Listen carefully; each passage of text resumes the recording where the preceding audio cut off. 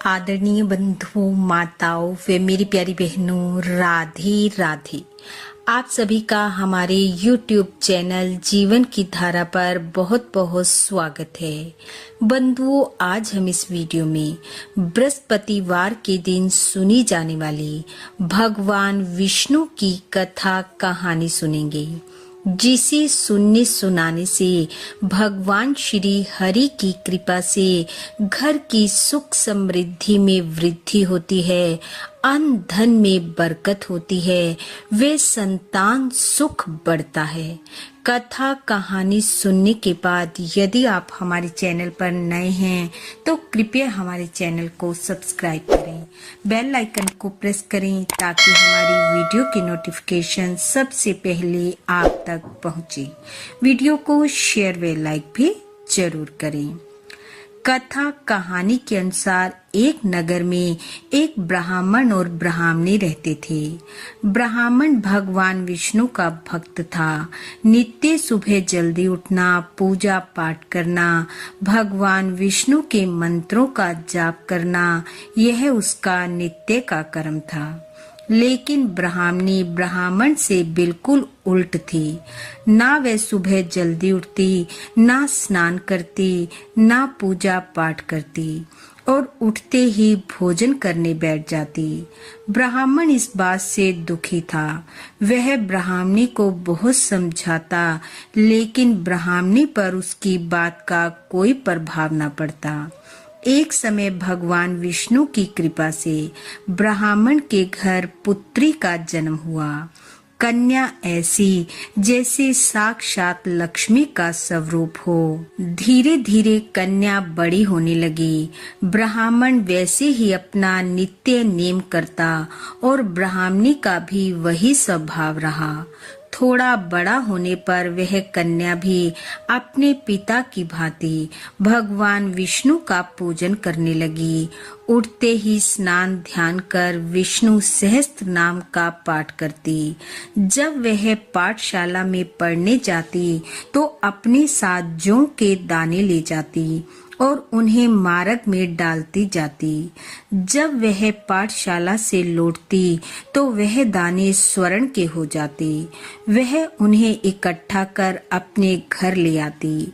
धीरे धीरे उस कन्या के प्रभाव से ब्राह्मण के घर सुख समृद्धि का वास हो गया। एक दिन वह सोने के जौ को फटक कर साफ कर रही थी। उसके पिता ने कहा, बेटी, सोने के जौ को फटकने के लिए सोने का सूप होना चाहिए। लड़की के मन में ये बात बैठ गई। अगले दिन बृहस्पतिवार था। लड़की उठी, स्नान ध्यान कर भगवान विष्णु का पाठ किया और भगवान श्री हरि से प्रार्थना की कि अगर मैंने आपकी पूजा सच्चे मन से की है तो मुझे सोने का सूप दे दो। पाठशाला से वापस आते हुए उसे सोने का सूप मिला, जिसे वह घर ले आई। एक दिन वह फिर से सोने के सूप में सोने के जौ फटक रही थी। उसी समय नगर के राजा का पुत्र वहां से होकर गुजरा।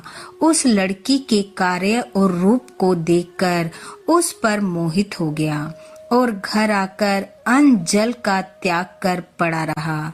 जब राजा को इस बात का पता चला तो वह राजकुमार के पास आया और बोला, बेटा, क्या बात है? किसी ने तुम्हें कुछ कहा है? तुम क्या चाहते हो, बताओ। तुम्हारी नाराजगी का क्या कारण है? राजकुमार बोला, मुझे किसी ने कुछ नहीं कहा। मैं उस कन्या के साथ विवाह करना चाहता हूँ जो सोने के सूप में सोने के जौ साफ कर रही थी। राजा ने कहा, बेटा, इस तरह की कन्या का पता तुम ही बताओ, मैं अवश्य उसके साथ तुम्हारा विवाह कर दूंगा। राजकुमार ने उस लड़की के घर का पता बताया। राजा के मंत्री ब्राह्मण के घर गए और कहा कि राजा अपने राजकुमार का विवाह तुम्हारी पुत्री के साथ करना चाहते हैं। यह सुनकर ब्राह्मण बहुत खुश हुआ और उसने खुशी खुशी अपनी कन्या का विवाह राजकुमार के साथ कर दिया। अब कन्या के घर से विदा होते ही ब्राह्मण के घर में फिर से दरिद्रता का वास हो गया।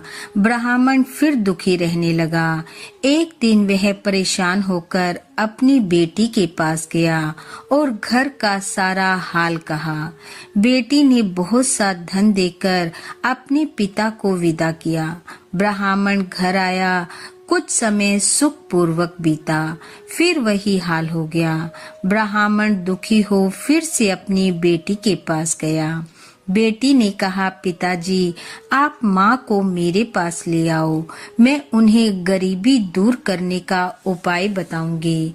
ब्राह्मण ब्राह्मणी को लेकर बेटी के पास आया। बेटी ने अपनी माँ को समझाया, माँ कल बृहस्पतिवार है, सुबह जल्दी उठना, स्नान कर भगवान विष्णु की पूजा करना, विष्णु सहस्त्र नाम का पाठ करना, कथा कहानी सुनना। भगवान की कृपा से सब ठीक हो जाएगा। पर उसकी माँ ने बेटी की एक भी बात न मानी। सुबह उठते ही अपनी बेटी के बच्चों की जूठन को खा लिया। इस बात पर बेटी को बड़ा क्रोध आया।